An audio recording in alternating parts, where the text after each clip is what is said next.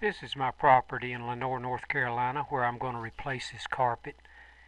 The right office is the one that I'm going to be working on. I'm making this video because I couldn't find anything online that went into any kind of detail on how to do a job like this. So maybe this will help you. This project will be gluing commercial grade carpet, low pile carpet to concrete. This is a 13 by 24 office that I'll be gluing the carpet to the concrete. The previous tenant didn't take very good care of this carpet, as you see. Here the carpet has been cut into long strips and rolled up. And here is the new carpet. You'll need help with the big piece. It's heavy. Now I've cut this carpet up to even smaller pieces where I can take it out with the trash. Online I've seen many videos on how to remove carpet glue. I think using boiling water would be the best option to soften this glue up and remove it so you wouldn't take solvents and actually drive it into the concrete, making things worse. I decided to see how compatible this new glue that I'm using is going to be with the old glue on the floor, since there was very little left and it wouldn't cause any ridges or any problems. I glued a piece of scrap carpet to see how well it would hold up, and after drying for 24 hours it held real well, so I'm not going to worry about the old residue. What I'm going to do is take a straight hoe and scrape it real good and vacuum it real good, and then I'm going to lay the new glue down on the old. Here I have the floor all cleaned and vacuumed and ready to glue the new carpet down. You'll have to bend this carpet some to get it in the building, but try to avoid any severe creases in it. And here you see I've got it laid out, ready to start making some cuts.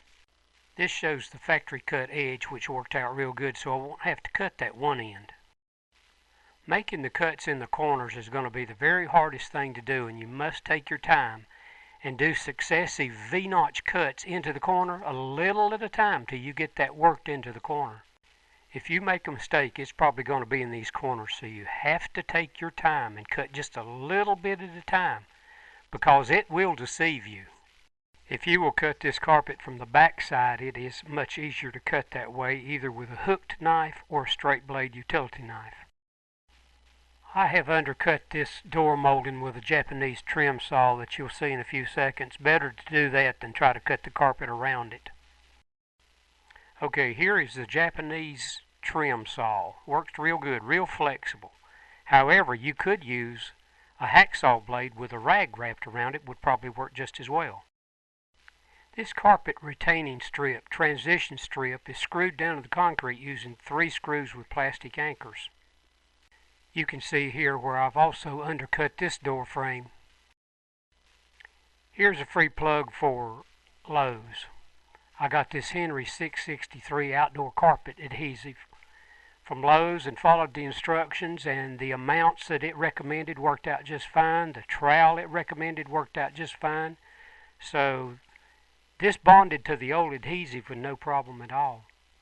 This drywall knife could be used in place of a straight hoe if you need to. You can clamp this to a broomstick and use it to scrape your floor. Buy more glue than you think you'll need, because you can always take the unused, unopened portions back, and it's better to have more than you need rather than be caught in the middle of this job and run out of adhesive. This glue can be cleaned up with water unless you let it harden, and then it takes mineral spirits to clean everything up. This trowel is a 3/32 by 1/8 by 1/8, and that was the closest I could find. It is also from Lowe's. Here's the 2 utility knives I used. I actually prefer the one on the left and used it the most. Here I'm getting ready to cut around the transition strip, the retaining strip. You'll need to cut the excess carpet away, and to do that just fold it over gently and cut through it with a utility knife. Now, as you see here with this gentle fold, I don't have to worry about hitting the carpet that's laying down on the floor. Trim it to leave about 2 inches above the floor line. Here I've cut the carpet to fit into the transition strip, but I haven't bent it down yet. Bending the edge of this retaining strip over the carpet will be one of the last things you do. Take your time in doing this. You have to get it on the money. Now what I'm doing here is using my knife, my putty knife, to push that carpet down into the very edge of the floor. very tightly into the corner, and then I cut about 4 inches at a time with that utility knife. I use one of these Stanley quick change utility knives. It works real good, and I bought a pack of 100 blades. I used a blade about every 2 to 3 feet. Cutting against that concrete will dull that blade very quickly. Now that I have the carpet all cut and laid in place, I'm cleaning up, getting all my scraps out of the way. Rather than trying to roll that carpet up half of the room, I was afraid to try that because that carpet fits so tight that that roll would bind against the wall. So I made some S curves here with it, folded it into S's. Then you can push that S, you can push it forward over the half of the room that you're going to be gluing.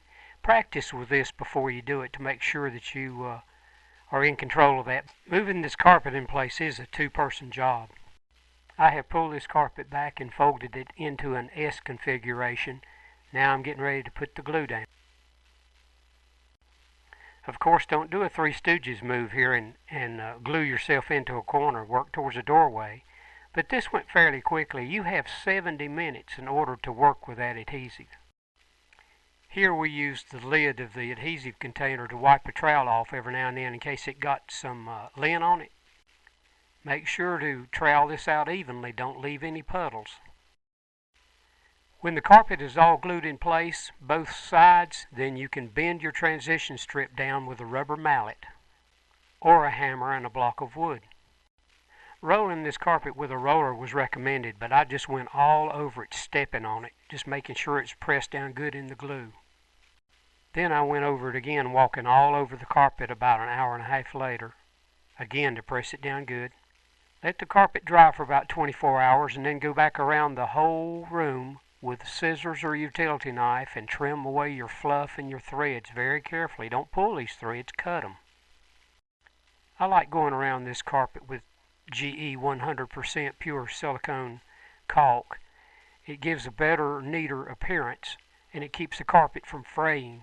And here you see that I've cut the tip of the caulking gun to where I get about a 1/4 inch bead. I made a mark on this tip of this caulking tube so I would know that I would always have it in the correct position to caulk. You could probably use caulk to cover up to about a 1/2 inch if you didn't cut that carpet very accurately.